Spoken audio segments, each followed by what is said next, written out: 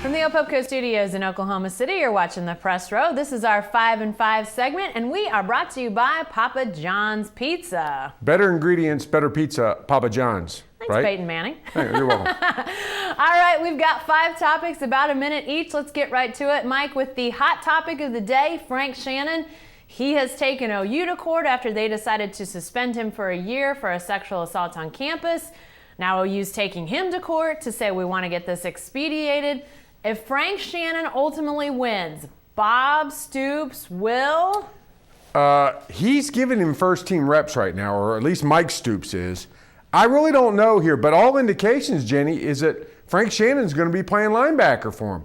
Or else, why would they be playing him? Why would they be getting him ready? It seems to me if Bob Stoops was making plans for life after Frank Shannon, a good time to start would be in practice. So I say he plays him. Yeah, it's definitely a weird situation that the coaches have been put in because the school's saying, we did this Title IX investigation, we have to do that under federal law, we found that he should be suspended a year, and we want to enforce that. And if Frank Shannon ultimately appeals and wins and gets it overturned, I guess maybe that opens the door wide to Bob Stoops to say play him, but I have to think that the pressure on Bob Stoops, on Mike Stoops, on the entire coaching staff to not play him is going to be pretty intense from David Boren, from fans. I don't know what they're going to do. I think the Supreme Court might take Bob off the hook on this one. We'll have to wait and see. All right, what about the flip side? If OU wins this whole thing, Frank Shannon will go quietly. From a lot of indications, that was what he was prepared to do to start with.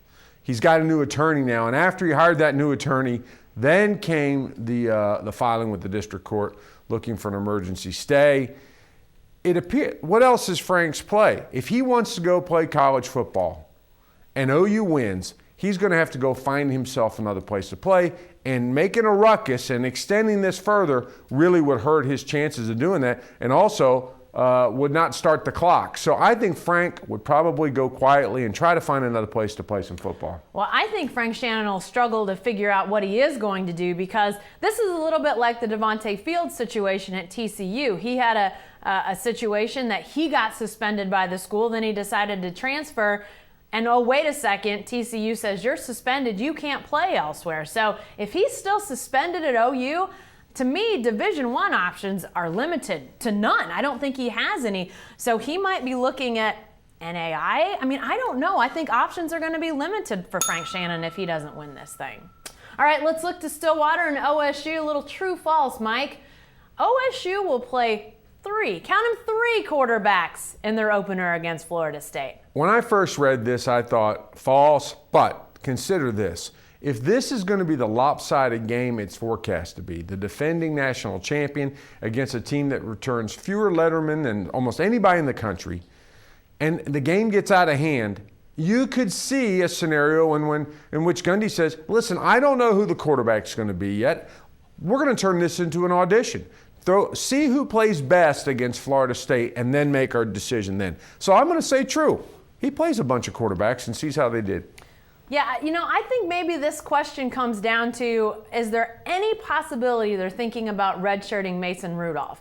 Because if they're going to try to redshirt him, then I'd say it's false. But if they think he's a player in this whole thing, which all indications are that he is, I'm leaning towards true. I'm with Mike on this one because we've heard Dax Garman is preparing to take 10 or 12 snaps in the game. Then all the talk in the spring was this was a J.W. Walsh, Mason Rudolph competition. So why not play all 3? If you don't know who your quarterback is, let Florida State decide for you. All right, our fun question of the weekend. It's fun/sad. Robin Williams dying earlier this week in an apparent suicide. Favorite Robin Williams movie, Mike? Jenny, this news, sad news of Robin Williams has sort of washed over me. I mean, at first I was a little numb to it, but then I just started tallying up and how much a part of my sort of entertainment life this guy has been. I sat and ate ice cream with my kids. They know him as the genie in Aladdin. My wife knows him or loves him for Mrs. Doubtfire. Me, I go back to Mork for Mork. So we got a lot of invested in this guy.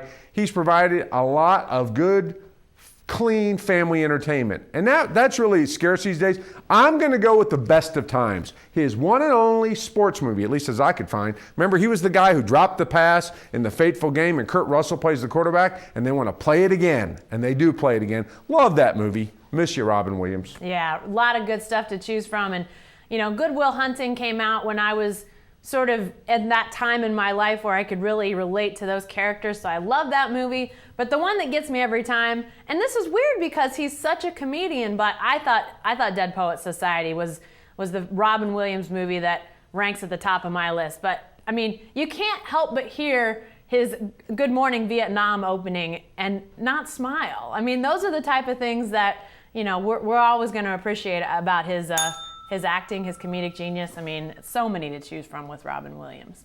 All right, lastly, let's get back to serious things.